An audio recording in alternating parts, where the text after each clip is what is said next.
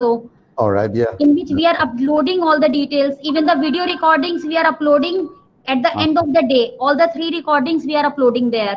all right. Okay. So let us see how the thing. I've just dropped a message at the WhatsApp group that whatever research and learning all of us are doing, happiness is a must. So Oh, okay. this is that Right. session. Okay. Sarika, should I switch off my video? Why not? I have a PPT going side by side. Do you think the video and that would interfere? No, sir, it will not interfere. Sure. Yeah, I'm sure. Uh, because somewhere else I was told that, sir, if you can switch off your video, it'll be Sir, better, you know. if we feel like, we will let you know. Otherwise, all of us did the complete recordings with video. Acha, with video. All right. Okay. So what I'll do is I'll keep the video on a small window, and I'll use the PPT. And if there is an issue, audibility Definitely. or anything, just let me know, and Definitely, sir. I can switch it off after that. Definitely. Right. All right. Okay. So how fast spread are your participants? How? Spread are your participants? Sir, they are in every part of India. Oh, okay. All right. So, whole India will be listening to you, sir. Acha. That is a very scary thing, Sarika. Normally you address 70, 80, 100 people right in front of you. But then when you know that your whole India is listening, you know, as a speaker, Sir, it becomes a little that is scary. true. 70, 80 are there, but the problem, but the thing is, this is diversity, and it is a good thing, sir. Okay. No, it's certainly a good thing, actually. This is the best thing that has come out of COVID, actually, you know, that we are Yes, able sir. to we are able to reach out to people far flung, and Yes, sir. they also get connected, and that's very nice. So anything else coming up in the institute? Anything similar? No, sir, nothing new as such. The classes are going on. Okay. All right. Are you to come to the institute, or you can do your No, sir. classes Sir, we are doing online classes. right from home also? Yeah, right from home we are doing online classes. But for this 5-day FTP, I have planned to be in the department Okay. because we get better resources when we are in the department. Yeah, that's right. So at Yo- this Sunday also, I have managed somehow to be here. okay. If And your family is supporting, you can definitely do that. okay, yeah, that's right. And your systems are working well so far? Yeah, yes, sir, very well, very well. Okay, that's nice. So All right. I think it is 57 participants I can see. Yeah, 57, huh? So, So let us, we can do it formally. yeah, Yeah, that's all yeah. right. Sir, just a second to me. मेरा audio mute कर लो.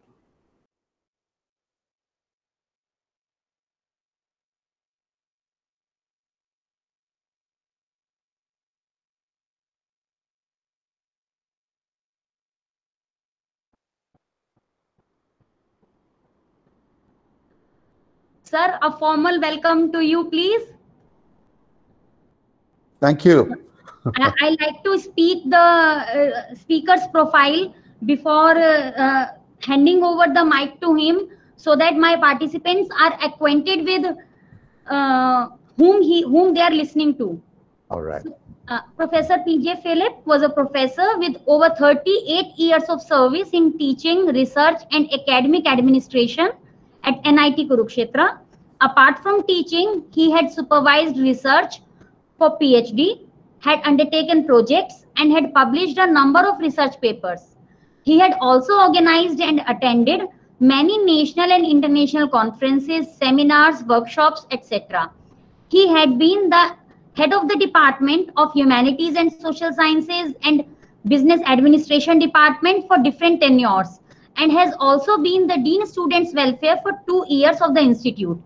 After his superannuation at the age of 65 in June 2015, he had been re-employed in the Institute as the Coordinator Skill Development, which he completed in June 2017.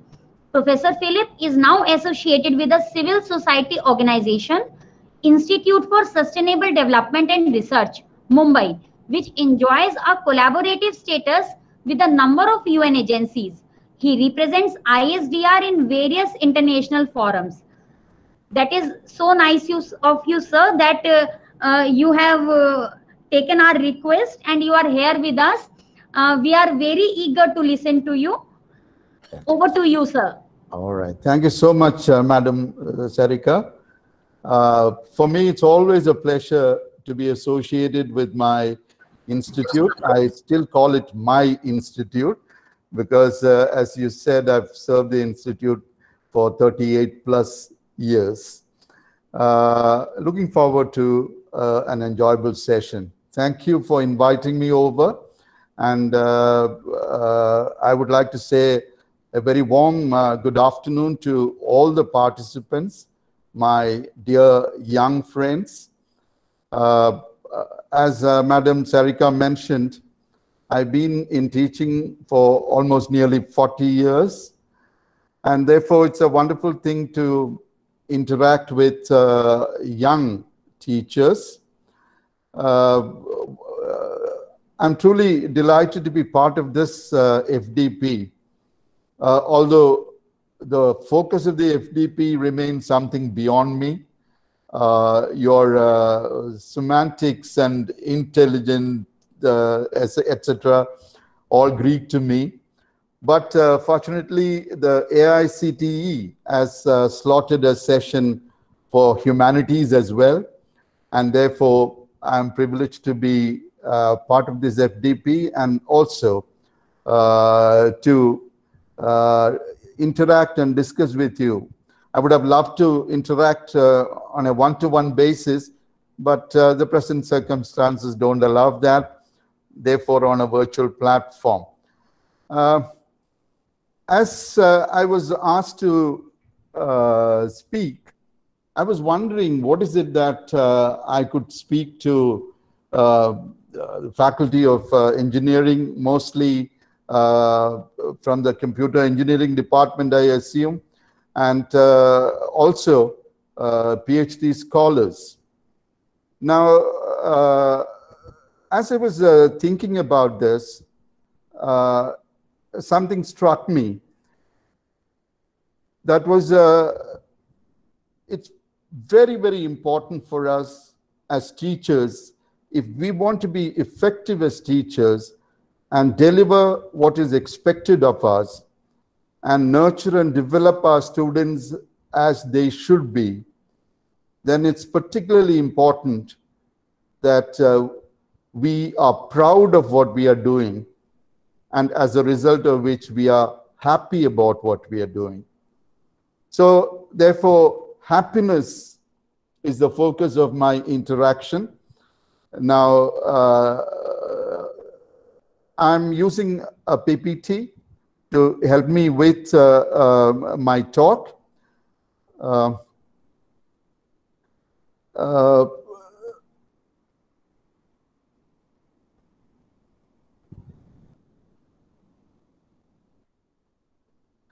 All right, I start with an image of a person who is very well known.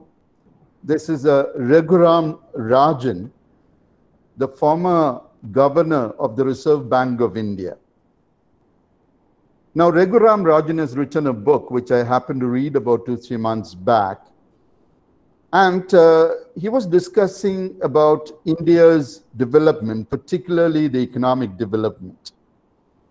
And then he said, there are a number of things that are blocking the fast development of India. And one of the things he mentioned is the quality of education, he said, is a roadblock. So Raghuram Rajan is directly pointing fingers at us, the teachers, and all of us who are involved in education in the country, that the quality of education that we provide is not good enough for a fast development of our country. Raghuram Rajan, a very important person otherwise, making this statement. So we need to take it very seriously. Another image which all of you, particularly those of you from the computer and engineering background, would all recognize, even otherwise, one of the most famous faces in the world. This is Bill Gates, the founder, CEO of Microsoft. And as everyone knows, he's the second richest man in the world today.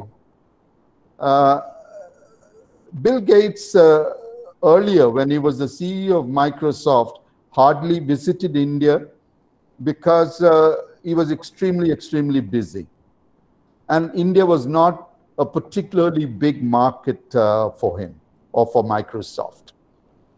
But now he's a regular visitor to India.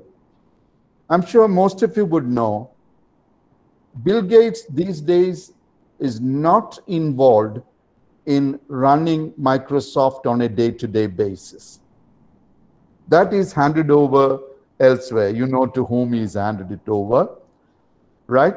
And he's more involved in the Bill and Melinda Gates Foundation, a philanthropic organization that is trying to help particularly developing countries like India to deal with problems of healthcare, problems of education, etc., etc. And in that connection, Bill Gates does visit India more regularly these days. When I visited India last time, there was an interview of Bill Gates on television, which I happened to watch. And something that he said stayed with me, particularly. And he said, "I'm disappointed." And when the interviewer asked him, "What is it that you're disappointed about?" He said, "I'm disappointed with the teachers in India." And when he was asked, what's the reason for you to be disappointed about the teachers? He said, the teachers here in India are not proud of what they're doing. That is, teachers are not proud of the teaching profession or proud of what they're doing. As a result, they're not delivering as expected. So Bill Gates making that statement, "I'm disappointed." So imagine Raghuram Rajan and Bill Gates both are mentioning our field, which is education, and saying that we are not doing particularly well. Raghuram Rajan is very concerned about the quality of education that we are providing. And Bill Gates is particularly disappointed that the teachers in India are not very proud of what they're doing. As a result, they're not delivering what is expected of them. A third image I want to show you today is of a person many of you would now recognize. He's Baiju Ravindran. I'm sure all of you know Byju's, one of the most popular organizations in the education space, but education with a difference. And Byju's is doing extremely well. He's doing extremely well. His company is doing very well. And imagine, Baiju is doing very well at the cost of all of us teachers. And he's almost mocking at us. What is he saying? What is his slogan? He says, "Fall in love with learning."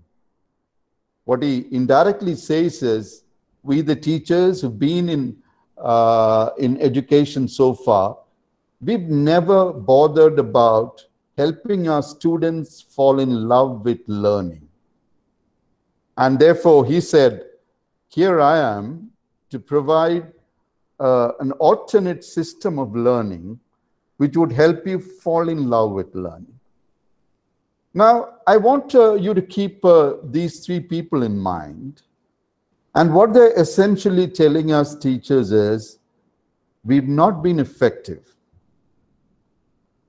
And I personally feel, I'm taking two things out of that, is saying that we are not effective as teachers, and therefore the education system in India is suffering. Number one, as Bill Gates said, we are not proud of what we are doing. And number two, we are not happy with what we are doing. Therefore, the title of my presentation is Quest for Happiness, a career goal for teachers. I'm proposing that going in search of happiness should be a career goal for teachers. And if we remain happy, we'll be proud of what we are doing. And if we are proud of what we are doing, we would deliver and our students would love learning, as Baiju says. The quest for happiness, that is a search for happiness in our careers, in our profession as teachers, is what I am suggesting now. As I said earlier, I'm going away from your artificial intelligence domain onto a domain of humanities dealing with human elements in teaching. Why did I think of happiness? On about a month back, that's 30th of August to be specific, the former president of India and an extremely respected politician, Pranab Mukherjee, passed away. Now, I remember around 2017, about 3 years back, I happened to listen to Pranab Mukherjee as he came online to all educational institutions of higher learning. And he made a presentation that surprised me, because he was talking to the highest technical institutes in the country, starting with IITs and IISCs, NITs, etc. And instead of talking technology to them, he was talking happiness to them. So this was a presentation which I was particularly happy about.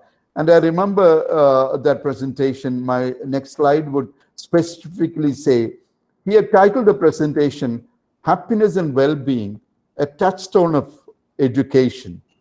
That is a criteria for judging the effectiveness of education is to ensure the happiness and well-being of the students and all the other stakeholders in the education system, including the teachers. So Pranab Mukherjee's presentation, this happened addressed by the President of India, Shri Pranab Mukherjee at that time, to students and faculty of higher educational institutions on January 10, 2017. And I was particularly impressed by the topic that he chose. And later, when he was releasing a book, Siksha,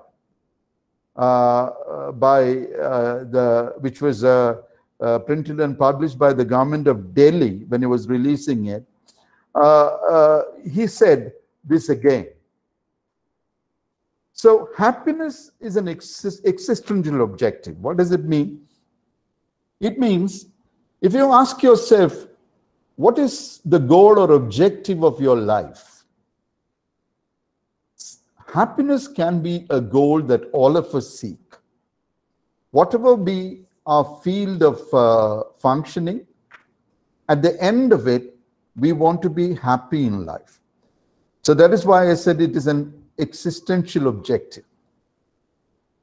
Now, GDP is something all of you understand, I'm sure. GDP stands for Gross Domestic Product. To measure the growth and development of a country, we use GDP, Gross Domestic Product. India, at its best, went up to, let us say, 8.5 GDP. And today, India is at its worst. So we are somewhere minus 23.5 GDP. So earlier, we were plus 8 to 9% GDP, gross domestic product. And today we are minus 23.5. So it's an extremely grave situation for the country, speaking from the point of view of the economics of the country. So earlier, GDP was the criterion on which the growth and development of a country was measured. This changed to what we call HDI, HDI stands for Human Development Index. That is a GDP, which is a pure economic term, how much of value there is to the products of the country. We moved on to HDI, that is quality of life. Quality of life of the citizens of a country became the criterion for the development of a country. So from GDP, we adopted HDI, Human Development Index, and a number of criteria for calculating this index, right? Life expectancy and education and healthcare and women's empowerment, a lot of different criteria. And at the end, we calculated this. But today, in the last, I think about 7-8 years, we moved on to something more interesting, and that is WHI. WHI stands for World Happiness Index. Imagine this was put forward by a very small country, a neighboring country of India, Bhutan. Bhutan put forward this proposal to the United Nations that the development of a country should be measured in terms of what is the happiness perspective of the people of a country. Are the people of the country happy? That should be the criterion on which the ultimate development of a country be measured. So today we've come to a stage, of course we do have GDP and we do have HDI, but today we've also reached a stage when we measure the level of happiness of a citizen to measure the development of a country. Now, the World Happiness Index 2020, which is this year's index, was released in March 2020. And I'm sure all of you would want to know where India stands as far as World Happiness Index is concerned. Now, World Happiness Day, the United Nations has identified and declared March 20 as the World Happiness Day. Therefore, in March 2020, they released the World Happiness Report, giving the World Happiness Index. The index is based on a survey of the state of global happiness that ranks countries by how happy their citizens perceive themselves to be. Now, there is no point in having high GDP or high quality of life unless the citizens are happy or the citizens perceive that there is scope for them to be happy in their country. So happy, their perspective themselves to be this. Now, I'm sure again you would like to know the top 5 countries in the World Happiness Index. Now, this year, 156 countries participated in the survey, and the top 5 countries are Finland, Denmark, Switzerland, Iceland, and Norway. Most of these countries, those of you who are familiar with the geography of the world, are Scandinavian countries. So it is believed that they are the happiest in the world. Even when you look at the HDI, the Human Development Index, even there you would find most of these countries. Now, after having said this, you must be curious to know where India stands. So, Happiness Index, India. What is India's position in the world? Out of 156 countries surveyed, India's position is a dismal 144. We are at 144 out of 156 countries. And that is indeed a very sad state to be. Now, India is increasingly becoming unhappy if you go by this index. Let me go back to the previous 2 years.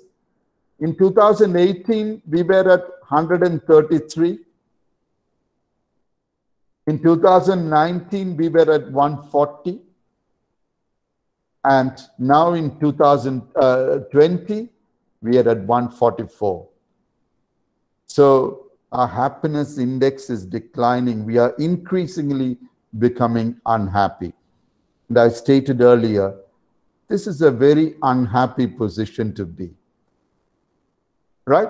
Now, when we look at this, our country and when we look at our society,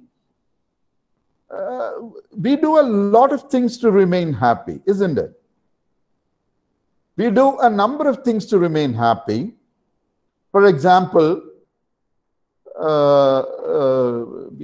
video, it's there. For example, I said we do a number of things to remain happy. Still, as a country, according to this survey, we are extremely unhappy people. We are a nation of festivals. I'm sure all of you would agree. We celebrate a number of festivals, and festivals all around the country. And almost every other day, we have a festival in some part of the country. And festival is a celebration and an occasion to be happy. So why is that we are unhappy? Celebration of life, a part of our nature. We do celebrate life very well. And it's part of our nature, part of our culture, but still it's a poor 144. Whenever we pray, our gurus and everyone would say, don't just pray for yourself or your family or your friends and relatives. Also pray for universal peace. Pray for humanity as a whole. That is again part of our culture. So we pray for universal peace. We pray for the living and the non-living. We pray for the universe. We pray for the living beings and also for the non-living things that make up the environment of human beings. Our sages, rishis and munis, taught us to think beyond the material. We are told, don't just think of the material things, think beyond the material. In spite of all this, we are still not happy. Now, this is a serious thing and we need to look at it seriously. Now, what I'm proposing now is, we obviously cannot do to change the situation as far as the country or the culture or our society is concerned. But we can think in terms of focusing on what we are doing, our profession, the teaching profession. So after having said that India is today recognized as a country that is not happy, which obviously means that everyone needs to think in terms of what they're doing and how they can make themselves happy. As teachers, let us today focus on the teaching profession and what we are doing. So, what I'm suggesting to you as teachers is, teaching is all about being happy and making others happy. By others, we mean making our students happy. So there are two parts to this in the teaching profession. You as teachers, you should be happy. And if you as teachers, you're happy, then you would transfer that happiness to your students. You can make them also happy. So let us ask ourselves two questions under this slide. Are you happy being a teacher? Number one question. Are you happy being a teacher? And the second question is, do you make your students happy with your teaching? So when we're talking about happiness and when we're talking about our profession, the teaching profession, let us ask ourselves these two questions. Are you happy being a teacher? Number one. And then, do you make your students happy with your teaching? Let me ask you this question. Are you in this profession by choice or by chance? Why I ask this question is very often we come across those who did not want to be teachers, but ultimately came to be teachers. In fact, I myself never wanted to be a teacher, but ultimately, by accident, I became a teacher. And once I became a teacher, I fell in love with teaching and I enjoyed teaching. As a result, I was an extremely happy teacher. So my first question to you is, are you in this profession by choice or by chance? But So if you wish to interact, many are answering in the chat. all right, okay. I would have loved to interact with them, but I don't know whether in the chat box we can. I can. Doesn't matter. I can tell you. Many the same thing always. Many are saying it by chance. Many are saying it by choice. All right. Okay. I get that point. And this is exactly what, when I directly, person to person, I ask my audience, most of them would say by chance, and some would say no, by choice. Right. So what you said is absolutely right. But I don't want you to think very seriously about this question, because my next statement would take care of that. Either way, I believe you're in the right profession. It doesn't matter whether you came into teaching by chance. It doesn't matter whether it was a choice profession for you. I would say either way, you are in the right profession, because that is what my experience is. And what I'm going to suggest to you is that, so you as a teacher, you are in the right profession, right? And I personally, if you ask me, as a teacher who's been teaching for nearly 40 years, I would today say that there is hardly any other profession which is as great, even that word I would use, as great as being a teacher, right? Therefore, for those who came into teaching by choice, don't bother. You are in the right profession. Because the reason is, teaching is still a noble profession. I'm sure many of you would debate that question and point out a lot of things that don't make this profession a noble profession anymore. But I consider this to be a noble profession. And I consider it a noble profession for a number of reasons. And those are the reasons I'm mentioning. So I believe that the profession of the teacher needs to be celebrated. And we have every reason to celebrate the teacher. The first reason is, we live in a country or in a society that has traditionally respected the teacher. I'm sure immediately many of you would say, yes, traditionally we did, but not now. I don't quite believe that.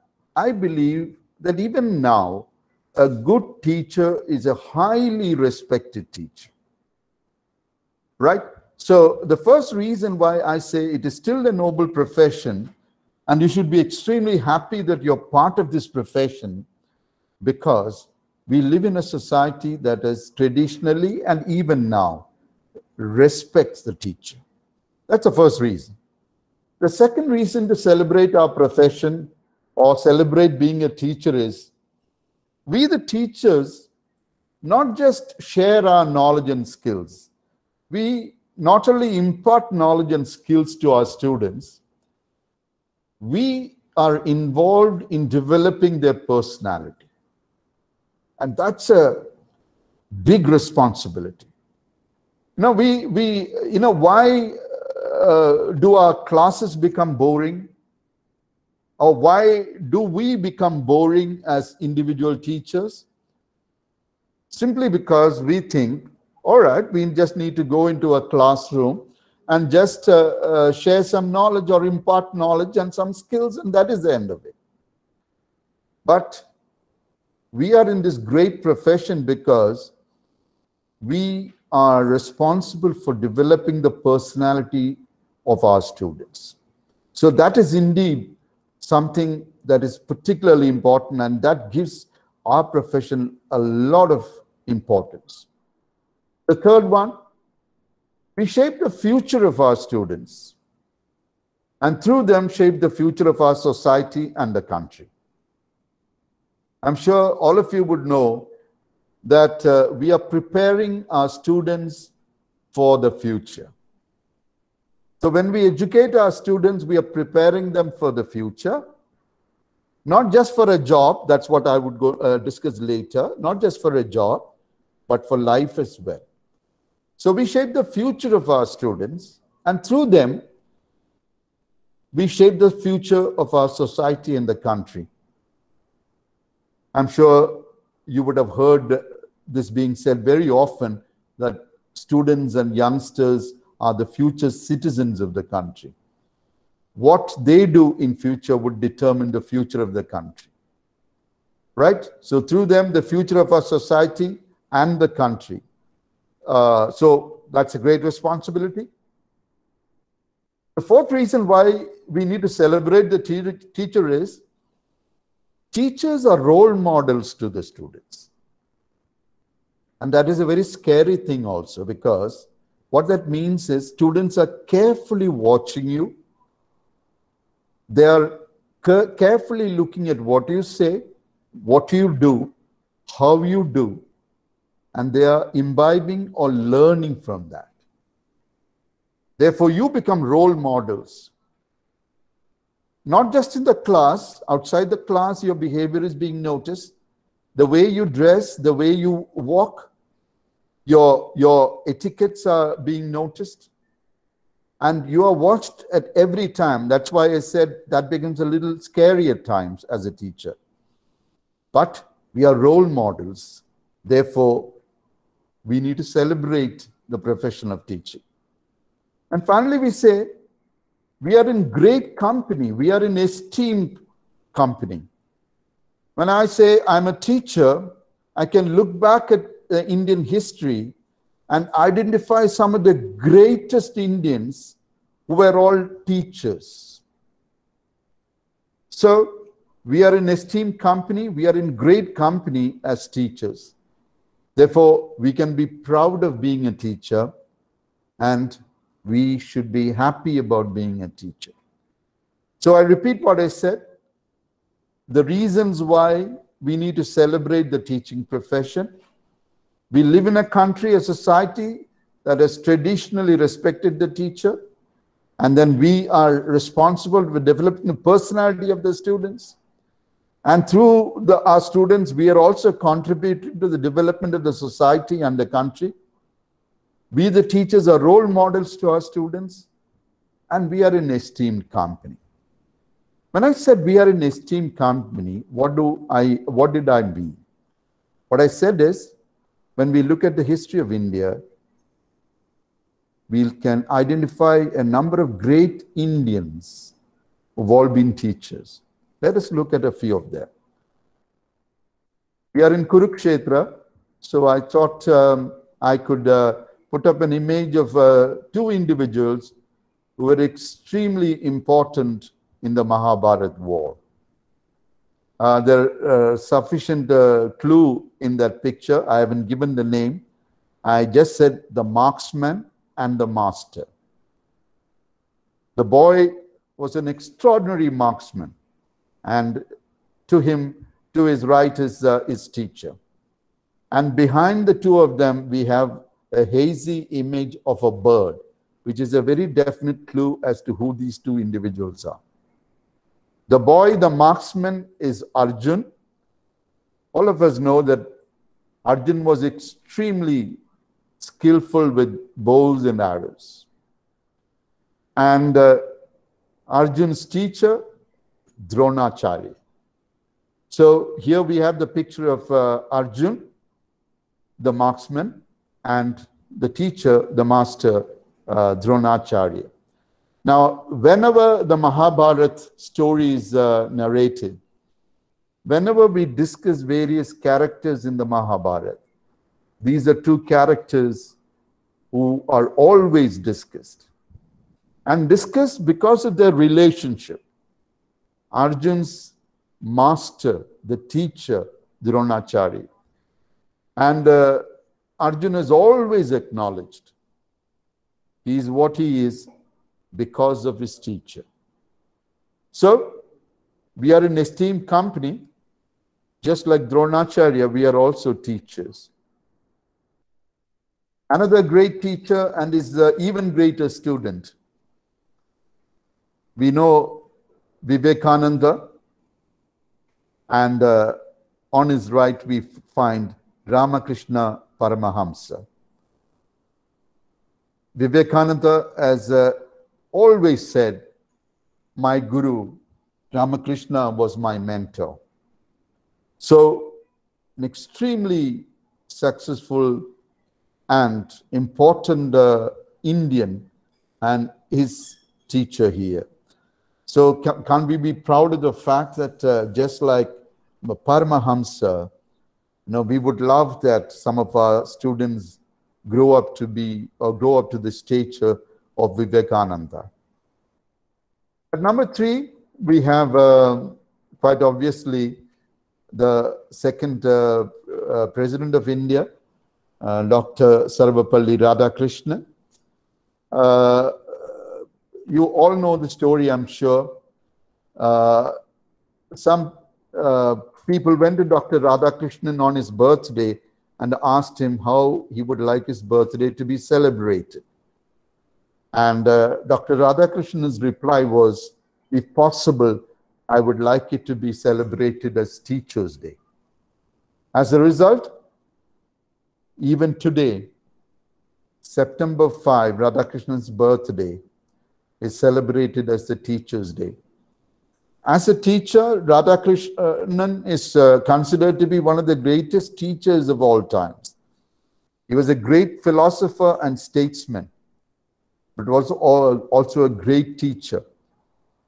Now, that's the reason why when he was asked how his birthday needs to be celebrated, he immediately said, I would like it to be celebrated as Teachers' Day. Right? Sarvapalli Radhakrishnan. Can't we teachers be proud of the fact that just like Dr. Radhakrishnan, we are also teachers? Now comes another famous face, I'm sure all of us would recognize. But if I ask who is the person and what is he famous for, you would say, all right, this is APJ Abdul Kalam, great scientist, the missile man of India, the former president of India. Now, what's interesting is that Dr. Kalam was asked just a few months before he passed away how he would like to be remembered. Now, as all of us know, Dr. Kalam was the president of India. He was a technocrat. He was a scientist. He was a writer. He was known as the missile man of India because he was responsible for developing different missiles under the DRDO. And he was responsible for a number of other things apart from also being a teacher. He was told, you are all these things. Therefore, what would you like to be remembered for or remembered as? Now, again, without any hesitation, Dr. Kalam said, most definitely as a teacher. He said he would like to be remembered as a teacher, most definitely, than anything else. As I said, I repeat, he was a president, technocrat, scientific advisor to the government of India, scientific advisor to the defense minister, director at DRDO, right? He was a writer, prolific writer, and he was responsible for putting forward what we call the vision or the Dream 2020 and a lot of other things. But keeping all these things aside, Dr. Kalam mentioned that I would most definitely want to be remembered as a teacher. Before he became the president of India, he was teaching at an institute in Chennai. There is a story of how He was in a classroom, and then he was informed that the Prime Minister of India would like to talk to him. And he walked, after the class, he took the call, or he made the call, and then that is when he was told that he's being considered for the presidentship of the country. So he was in a classroom when he got the news. And after he served his 5-year term, he went back to teaching in the same institute. This is the Anna Technical University in Chennai. So teaching was close to his heart, and that's why he said he would most definitely want to be remembered as a teacher. Now, apart from all these great, 2 more slides I want. I'm sure those of you who are sports lovers would remember these 2 people. PV Sindhu, who got us an Olympic silver medal last time, and her teacher or coach, Pulela Gobichand. Now, the Prime Minister received the 2 of them after Sindhu won the medal. And what the Prime Minister said is what I put up there. He said, he is an example of a good teacher. Right? So, Pulela Gobichand, the compliment of the Prime Minister to Pulela Gobichand, he is an example of a good teacher. Today, whenever PV Sindhu's achievement to win the silver medal in the Olympics is celebrated, Gobichand's name is also celebrated, because a lot of people believe that Sindhu achieved what she did because of the mentoring and coaching and teaching of Gobichand. Now I come to another pair, teacher-student, mentor-mentee. I don't need to name them at all because they are so very famous. We have the master blaster and his mentor, Sachin Tendulkar and Ramakant Achrekar. Sachin Tendulkar achieved so many things, but at every stage, he acknowledged the contribution of his coach and mentor, Achrekar. He always kept saying, Achrekar sir said this, or he would have done this, etc. Right? Now, why I put up these 5 slides is to tell you that we as teachers, we are in great esteemed company. Some of the greatest Indians have all been teachers. So we have every reason to be proud of being in the teaching profession, every reason to be happy. Now, being proud of your profession is one thing. That's the first thing. We should be proud of our profession. And that is exactly what Bill Gates mentioned. That if the teachers want to deliver, first and foremost, we should be proud of our profession. But being happy would mean we are delivering as well. We are showing results, and from that we can be happy. Now let us examine that part of it.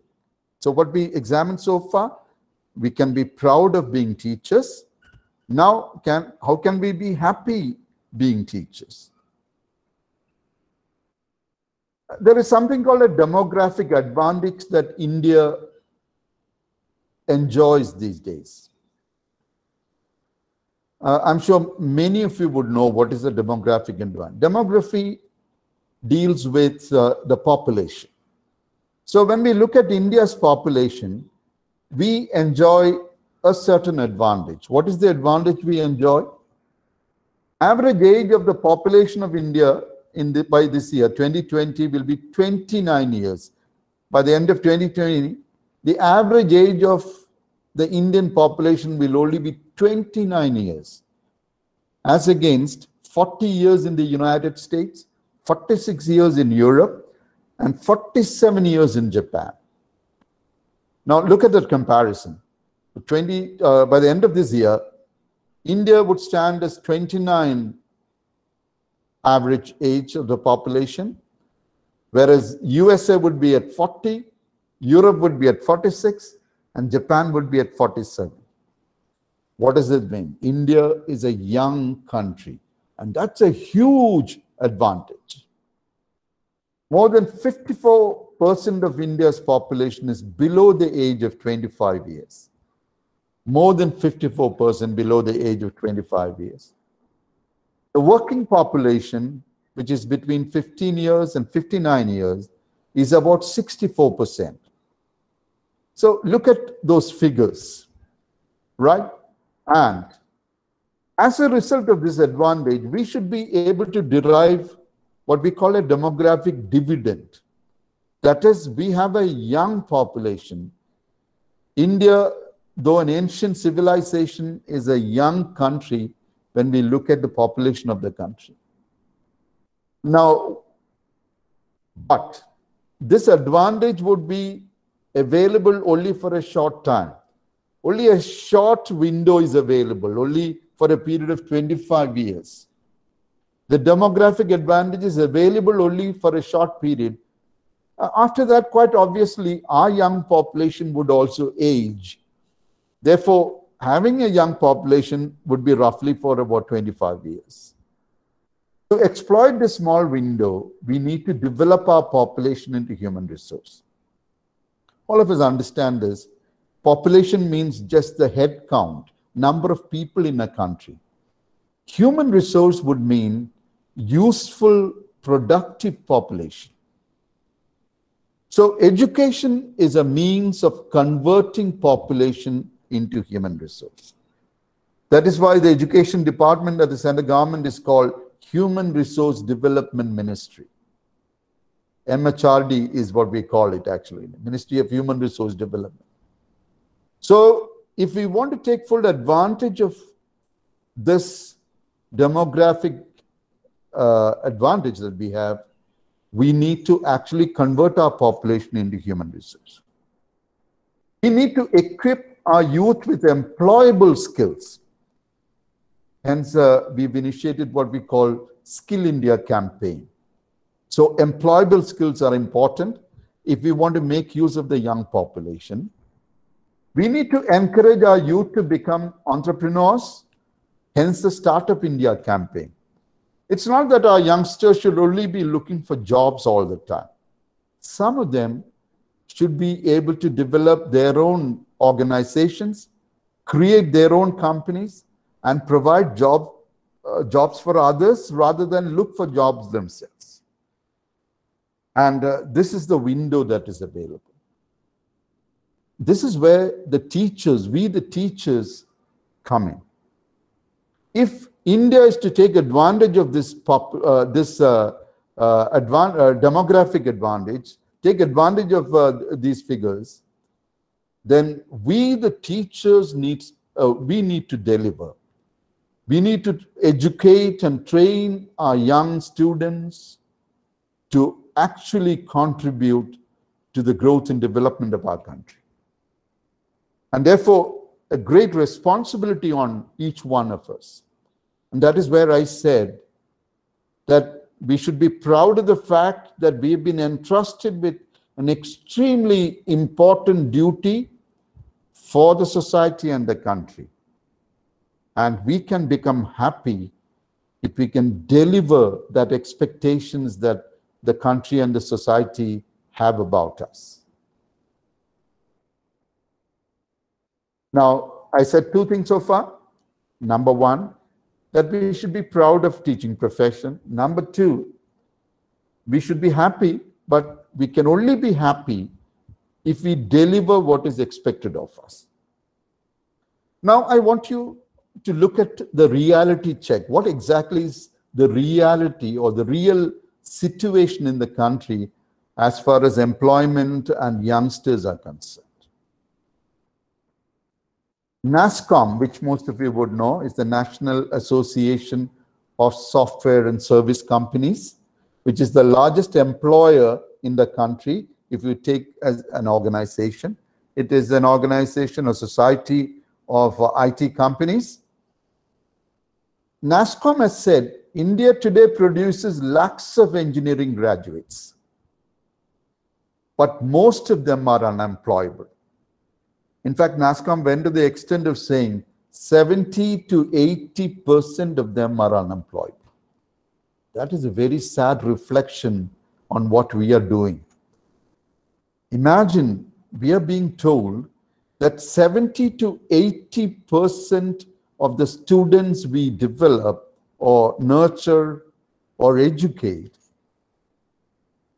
cannot find a job in the industry, cannot find a job in any organization because they're unemployable. Therefore, there is something seriously wrong with the education that we are providing our students. Now, a few years back, one of my students, who is an HR manager in a multinational company, visited the NIT campus for campus selection. After he finished his selection, he came over to meet me.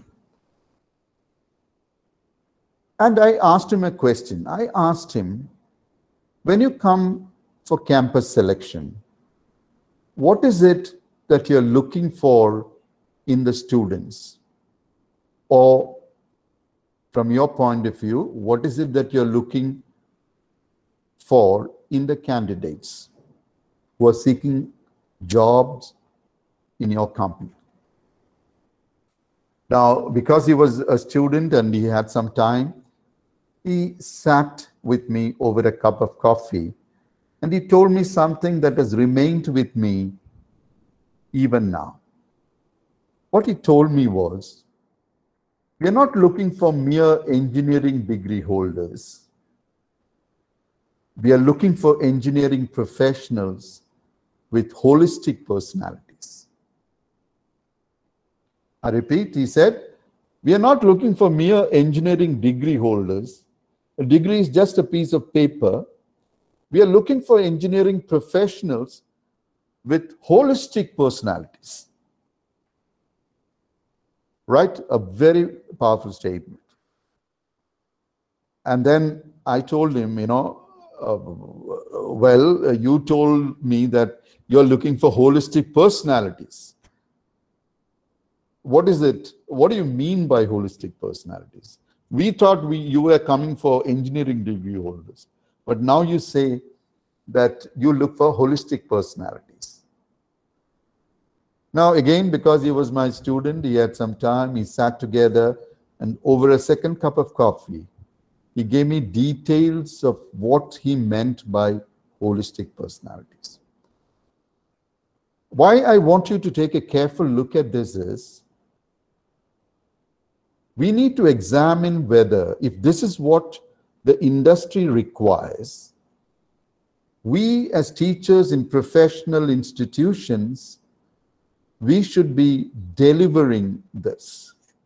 We should be giving industry students who qualify to be called holistic personalities. Let us try and understand that.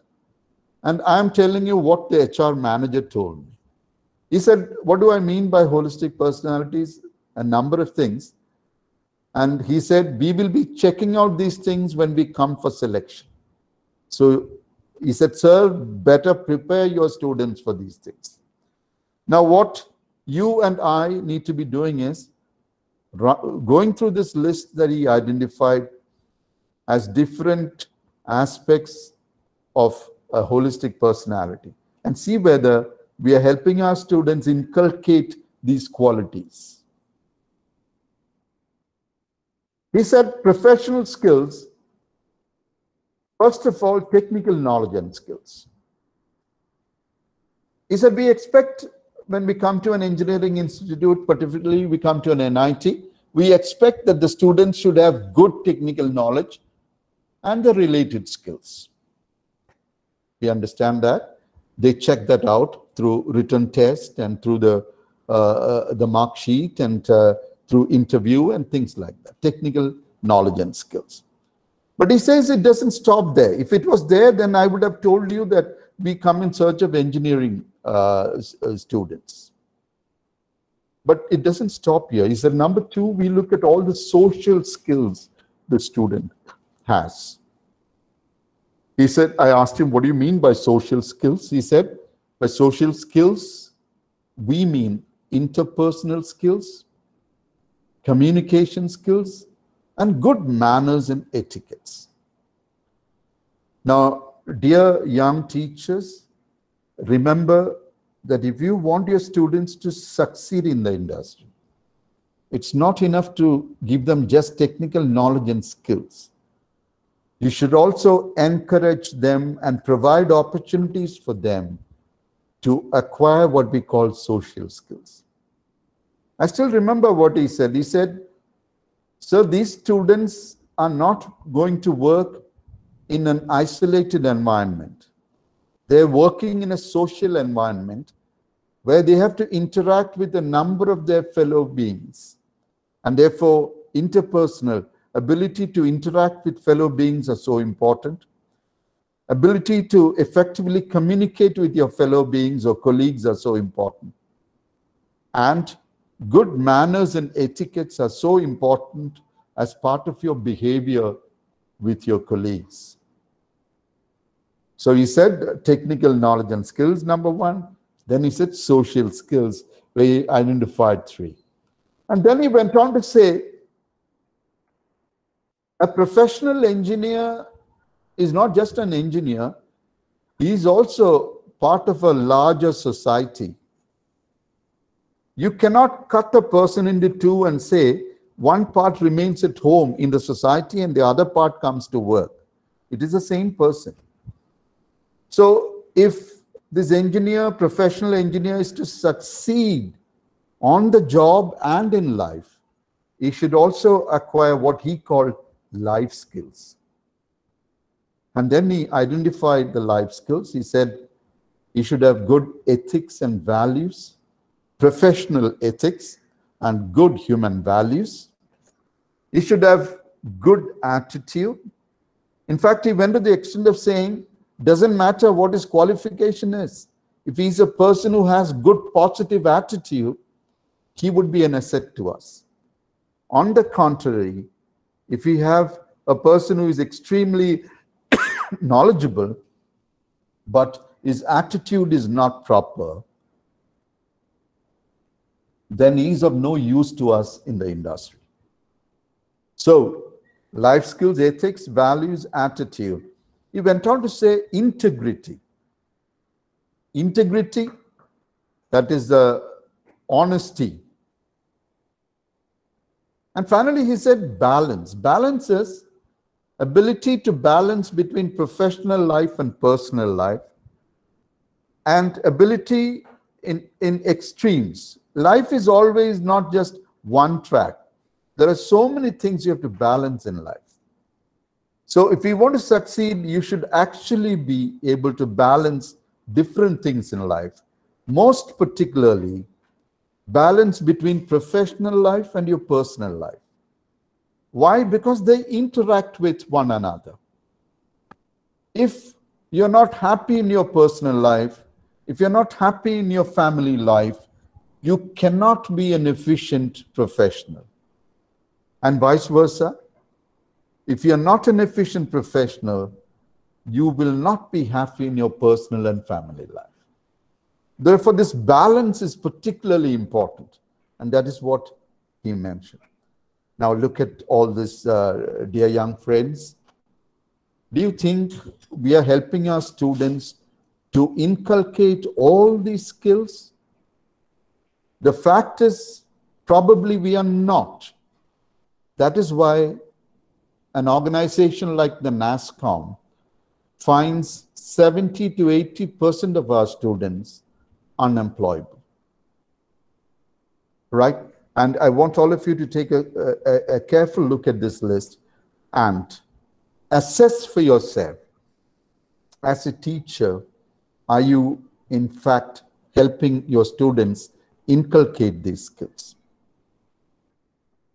Now, when you look at this list, what is the missing link in professional education that all of us are a part of? The missing link is we put a lot of stress on acquiring knowledge and acquiring related skills and leading to acquiring a job. An organization, an institution, or an institute is successful if the students are able to get well placed, get a job. And that's the end of it. But what the HR manager mentioned is, when we look at an individual in the long run, along with these skills, professional skills, social skills, a person should be equipped with life skills. Otherwise, professionally, he might succeed, but in life, he could be a failure. And that is the missing link that we find here. Acquiring life skills find no place in our system.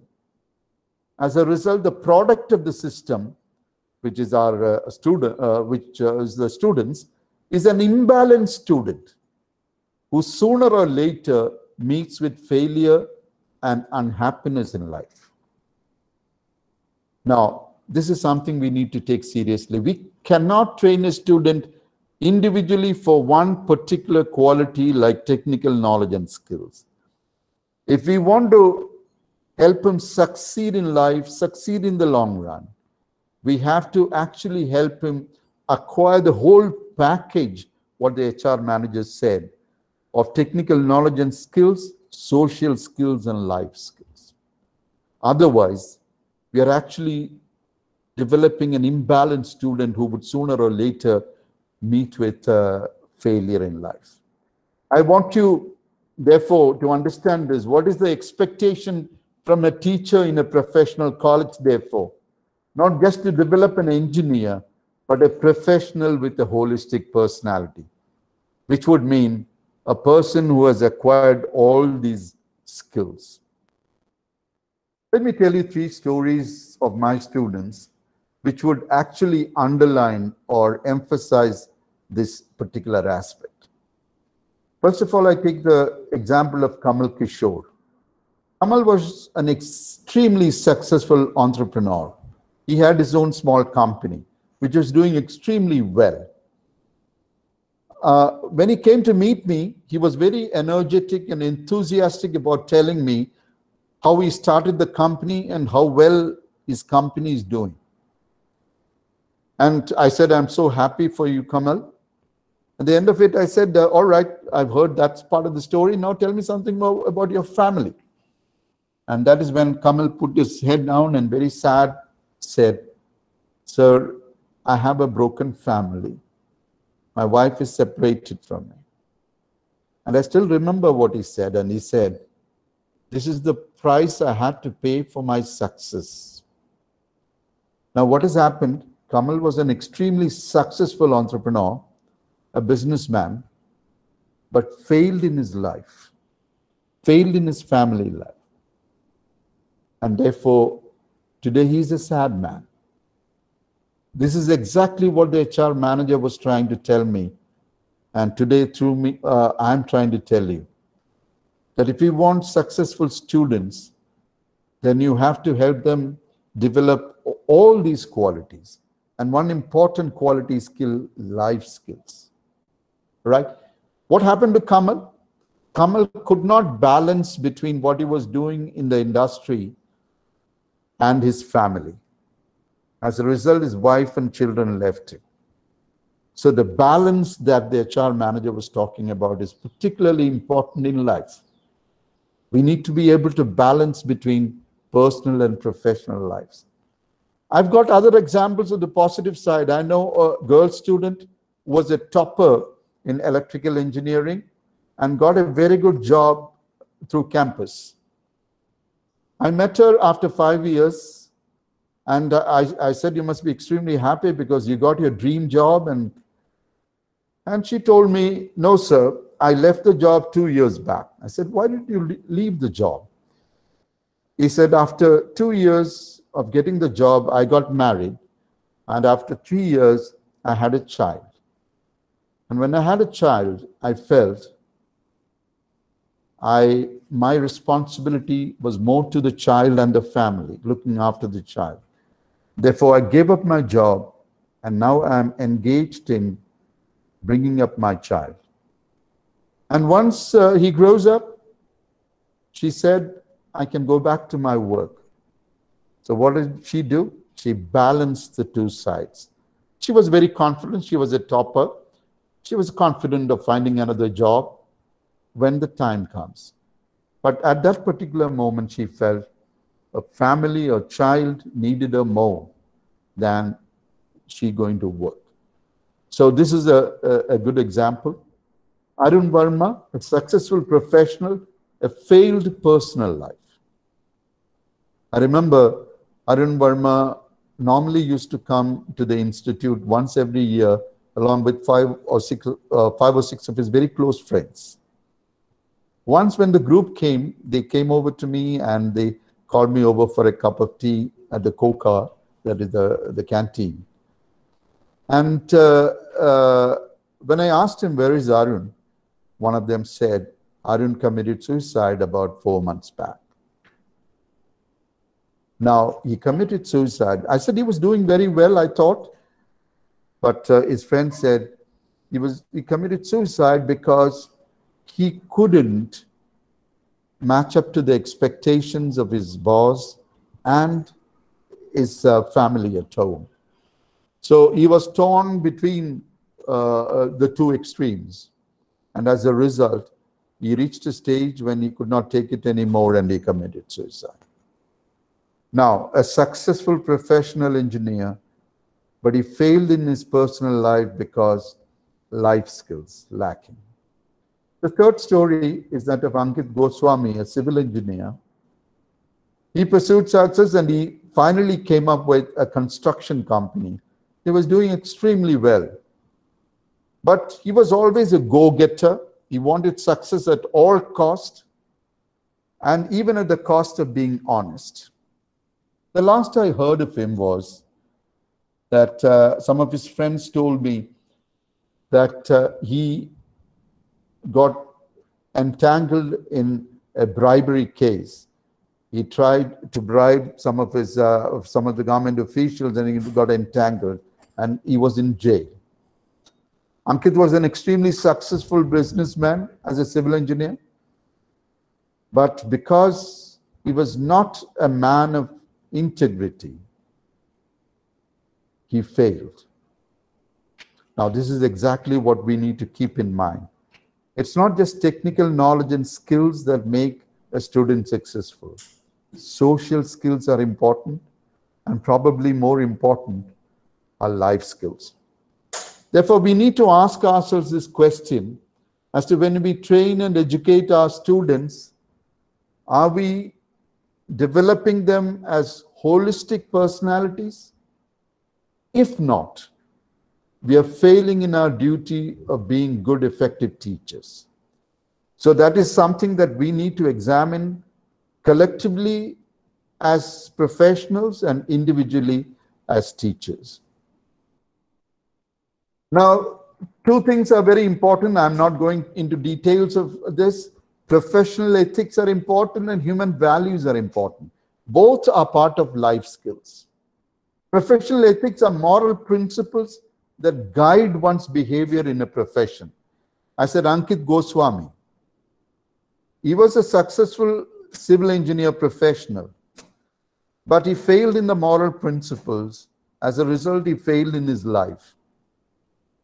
Right? So, as a professional engineer, you're expected to follow certain professional ethics. And if you fail there, then you fail in life. And that's exactly what I want all of you to remember.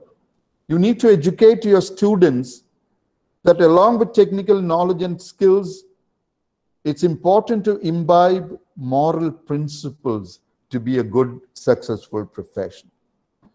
Human values are equally important. Values are beliefs about what is right and what is wrong, and what is important in life. We should be able to identify, and in fact, for that matter, all of us know what is right and what is wrong in life. Are we strong enough to make the right choices between the right and the wrong? Otherwise, in the long run, we are getting ourselves into trouble. So these are two things. We don't have the time to go into details of these things. The government of India and professional bodies are now putting a lot of emphasis on these two things. Professional ethics, that is the moral principles that guide various professions, and human values, your sense of what is right and wrong.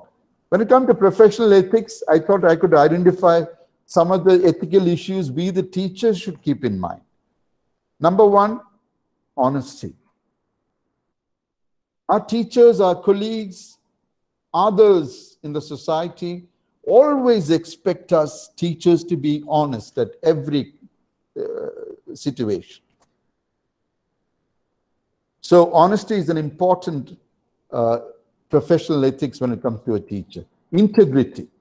Honesty and integrity go almost. Being true to everything that you do. True to your profession, true to what you're doing. Fairness. When it comes to evaluating the students, are we fair? When we come to dealing with them, are we fair? When we behave with our colleagues, are we fair? So these are questions that need to be asked, and they are ethical issues. Impartiality, extremely important. Our students are extremely sensitive about this. Are you, as a teacher, partial to an individual student or a segment of the students? Or are you able to remain impartial? Compassion. This is equally important. Normally we think as teachers we should be very strict with our students, but equally important, being compassionate with our students. Are we able to understand the problems and difficulties of our students and help them overcome those? Those are important. So compassion, being kind to your students. Humility is important. Humility is important. You are full of knowledge. You know everything.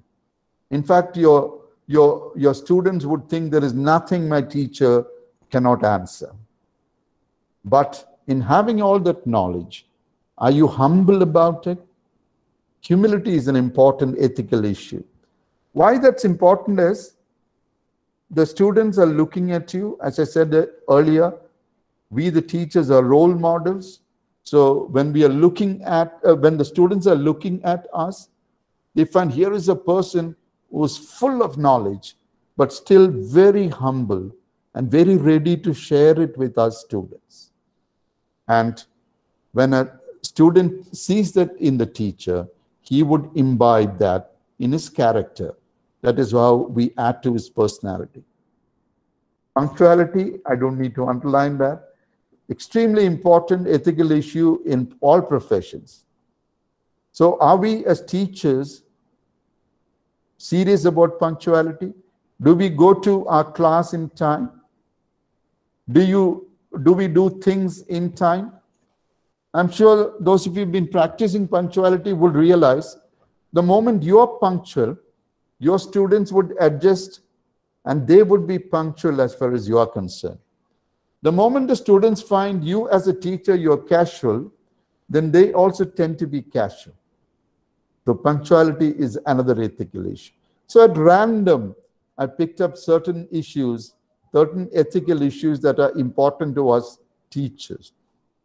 We need to examine these things and see whether we have these qualities or not.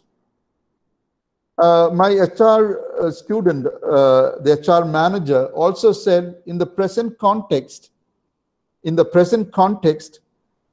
there are few more qualities they would expect in a student. So he called them add-on qualities.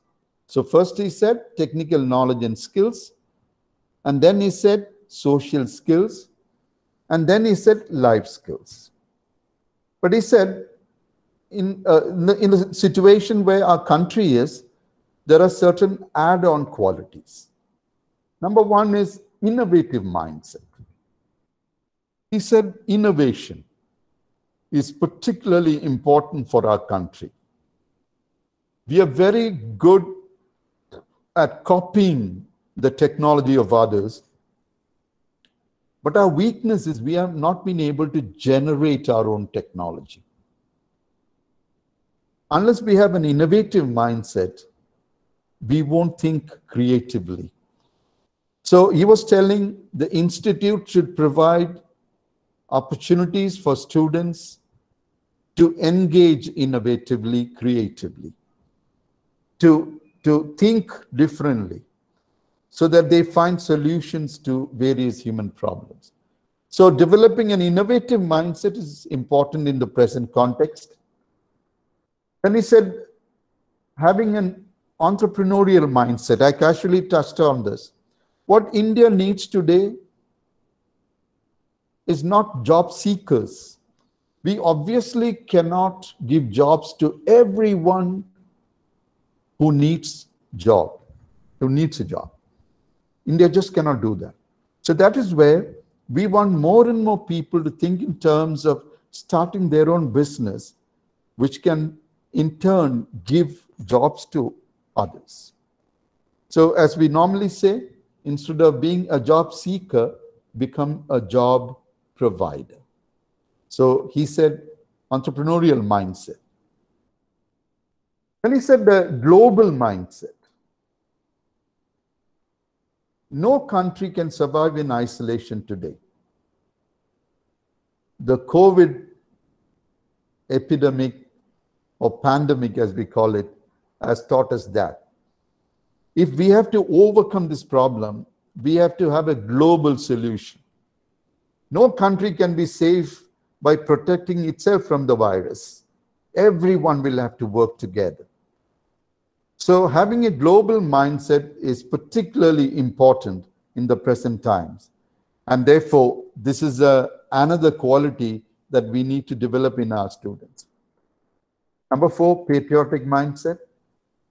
Every country, every society is giving so much for education and training of a student.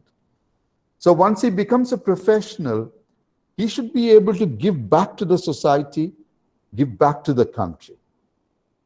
So we need to develop that kind of mentality in our students. Need to constantly tell them that the government of India and the Indian society are partially funding your education. So it becomes your responsibility to pay back when you become a professional. So the patriotic mindset is an important one. And finally, he said passionate mindset. You should train your students to be passionate about anything that they're doing. If they become a computer engineer, let them be passionate about being a computer engineer. Or if they want to be something else, encourage them to be something else. But be passionate about anything that you do. Now, I'm going to share with you examples of few of my students who qualified as very good engineers, but their passion took them in different directions. Some examples, very fast. Here you're looking at 2 of my students, today husband and wife. They had a passion for the rural people and the deprived people, for the underprivileged people. Both of them were working in multinational companies and gave up their jobs. And today, working in a remote area close to Jamshedpur in Jharkhand. Right? This is Anurag and Shikha, graduated in 1997.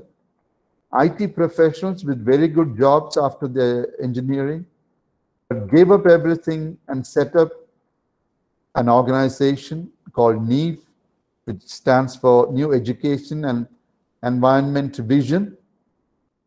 They were passionate about helping the poor, engineer. And today, they're extremely happy people because they followed their passion. Here we are looking at a person, a computer engineer like some of you, who got a very good job after graduation, but he took up what we call Teach for India. He joined the Teach for India campaign in teaching slum children. This is Anira Kundu, computer engineer who graduated in 2013 and selected during campus for a very good job. Gave up the job to become a Teach for India fellow. That is teaching children in slum areas in Delhi. He had a passion for teaching the slum children, and therefore he went that way.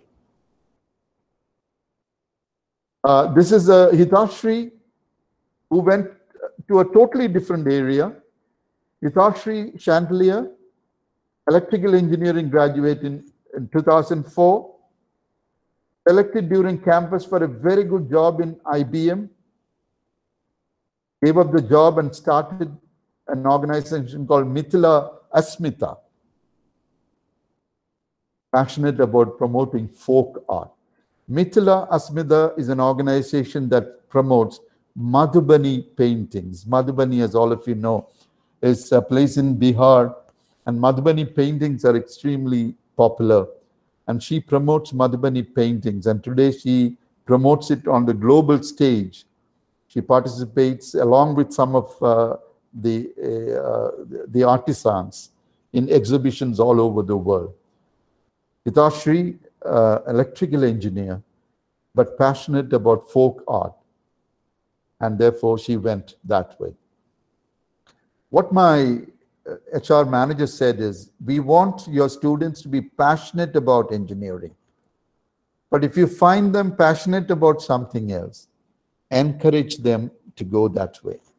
This is the same advice I'm giving all my teacher friends. Many of your students may not be good in engineering, but they will be good in some other area. They will be passionate about that. Let them go that way, encourage them to go that way. Because if you're passionate about something, then you would succeed. Each of these people have succeeded extremely well. I gave only a few examples. I've got a lot more examples. Now, finally, let me tell you what Albert Einstein said about developing a holistic personality. Albert Einstein said, knowledge and skills alone cannot lead humanity to a happy and dignified life. A student must acquire a vivid sense of the beautiful and what is morally good. Otherwise, with the specialized knowledge, the student will more closely resemble a well-trained dog than a harmoniously developed person. Now, after reading Albert Einstein, each one of us, we need to ask ourselves, are we training dogs just to do a few things? Or are we developing holistic personalities? And if we succeed in developing holistic personalities, and we understand the importance of that for society as well as for the country, we would have delivered. And if we have delivered, we have every right to be happy in life. So, the takeaways from my interaction with you, the first point I made was, be proud of being a teacher. Be a teacher who is proud of his profession. If you're proud of your profession, then you would work hard to succeed, to be a good teacher. And when you become a good teacher, then you would deliver good students. And when you deliver good students, those students would be efficient engineers who would help our society and the country develop. And then you can not only be proud of what you've done, you will be happy about what you've done. The focus should not be just on developing an engineer. It should be on developing a holistic personality. Remember that. Without grounding in ethics and values, a professional sooner or later will be a failure in life. Remember this. Along with giving technical knowledge and skills, always find time in your class and outside to give small doses on ethics and values to your students. And from your side, You be ethical about everything that you do as a teacher and always display human values. The students would imbibe that from you and would learn from you as well. Ethics and values cannot be fully taught. Remember that. By giving a lecture on ethics and values, it won't help. Students would be closely watching you, and they would learn more from your behavior about ethics and values than from a lecture that you give on ethics and values. And from the environment in which they are, the whole environment of the institute, whether it projects and promotes ethics and values, they should be convinced on that. So if they're educated by a teacher and in an environment that practices and promotes ethical values and professional ethics and human values, then without you realizing, they would be imbibing these qualities in themselves, and they would never be failures in life.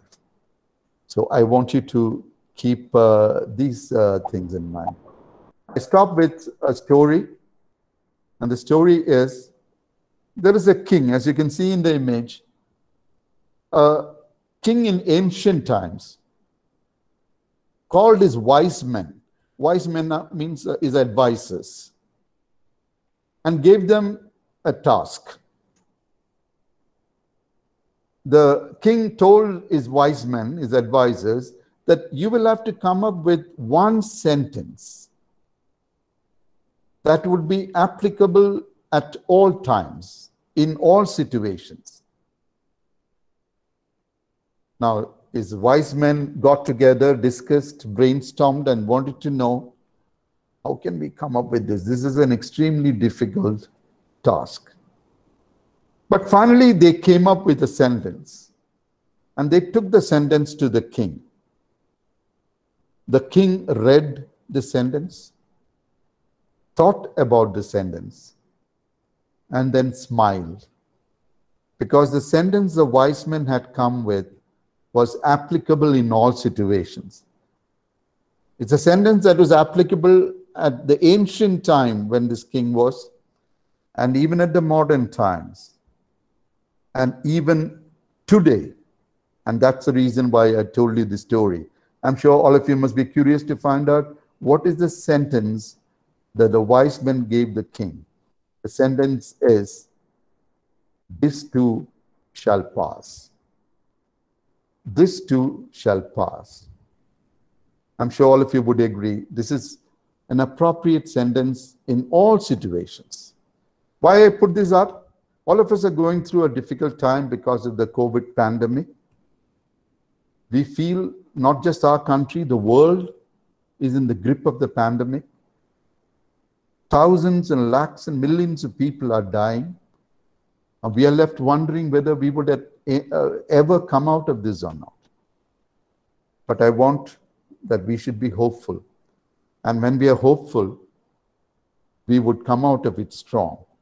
So this sentence, this too shall pass, is very appropriate. Now, dear young friends, I stop with my final statement. So let's be happy by doing what is expected of us as teachers, developing holistic personalities, not just engineering students. And make our students also happy by making them competent engineers and holistic personalities. And finally, let's all be hopeful of the future. We will come out of this difficult situation. Not just us, the humanity as a whole.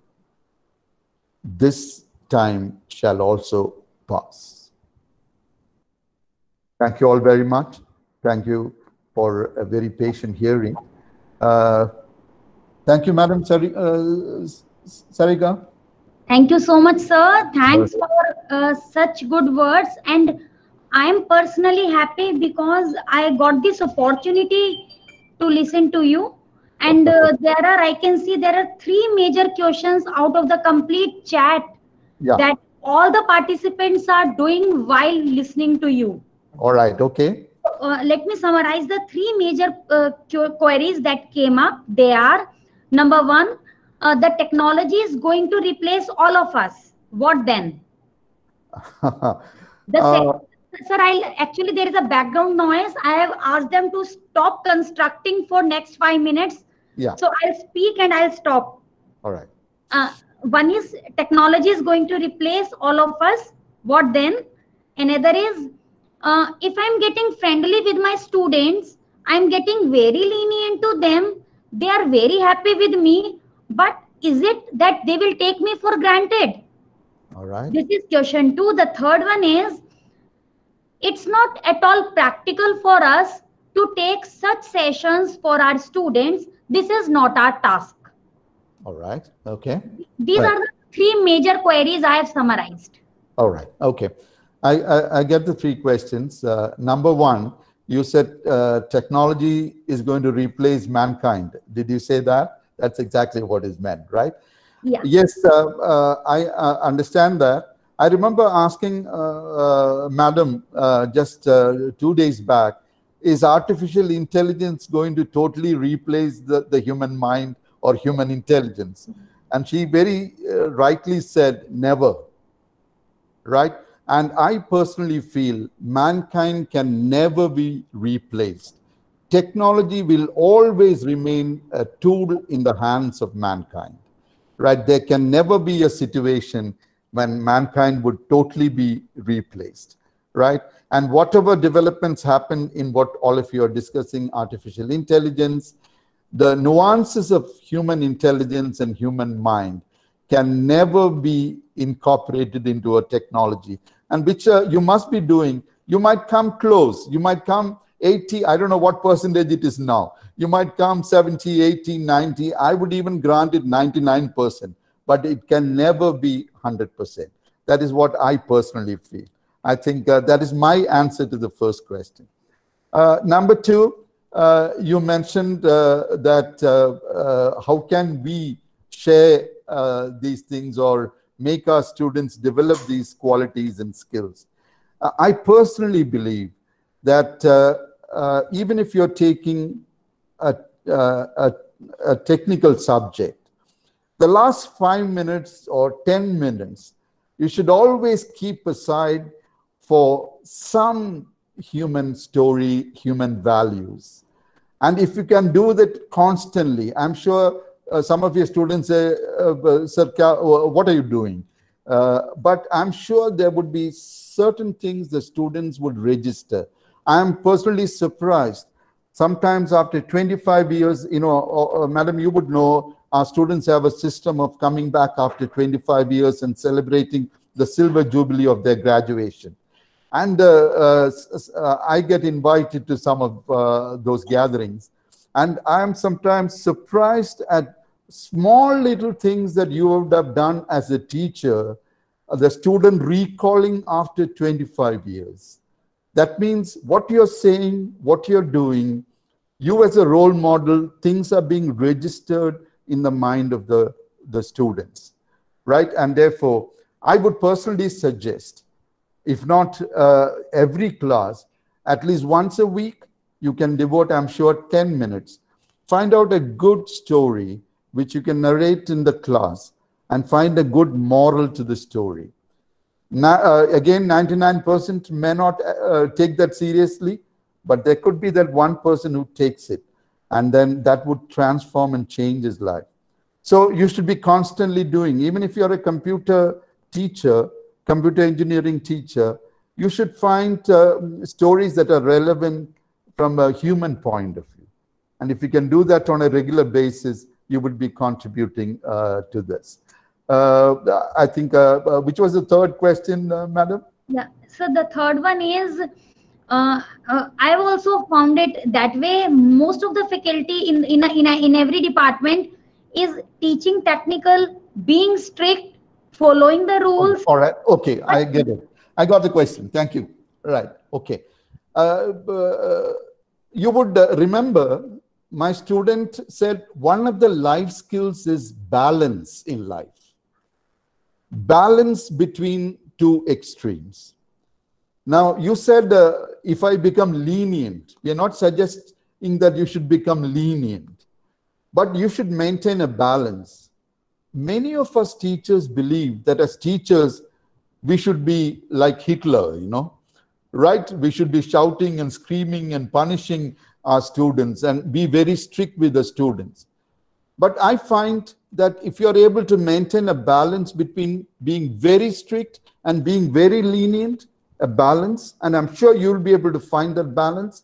And over a certain period of time, you would most definitely be able to find that balance. And I personally believe I could find that balance. And once you find that balance, your students would understand you much better. They would never take you for granted. And you as an individual would be much happier being in an environment where you're able to interact with students and they're able to freely interact with you, not being totally lenient or going against the rules or anything. In all these things, you need to develop your own standards as teachers, individuals, right? And here I would say maintain a balance between being too strict and being too lenient. I'm sure that would be the middle path, and that would be the best, right? For this balance, sir, let me quote an example. If not an example, yes, have a cup of tea with your scholars, but Yes. never allow them put their hand on your shoulder. All right, absolutely right. Absolutely right. That's putting it in a very correct way. Very right. I'm sure you would have come. I've heard my students who've gone abroad sharing this information, like very similar. They say that they would invite us to their homes for the weekend. They would invite us to join for picnics in the weekend. But Monday morning is a totally different ball game. Right there, you are expected to be what you are, right? So that balance is what's important in life. And once you practice that, I'm sure you would be successful. And once you're successful, most importantly, you would be a happy person. Right. Thank you. Thank you, sir. Thank you so much for such nice words. And again, I'll say that out of the technical aura around me, I am fortunate enough to conduct this FDP, and by virtue of this FDP only, I am able to listen to you and sit for complete 90 minutes for Right. this type of session. Right. And I am happy for that. And Right. I can see lot of messages in the chat box speaking that we have learned a lot and excellent session. We are thankful for it. All Thank right. you, sir. Thank you Thank you so very much. much. Thank you very much. It was wonderful for me as well. Thank you. Thank you, sir. Bye bye. Bye. Dear participants, will join back tomorrow morning. I hope this session will prove and for what it was there. So let us join tomorrow morning at 10, 10 o'clock, 10 a.m. And tomorrow's session is knowledge graphs. That is exactly working with the instances. That is exactly bringing those knowledge graphs to applications. In fact, complete day is upon knowledge graphs. There will be Dr. Sumit Bhatia from IBM and Dr. Maya Ramnath from IIT Delhi. So I hope those three sessions will be quite wonderful for you people. Okay, so let us go. See you. Bye bye. Bye, madam. Bye bye. Bye bye. Thank you, madam. Bye.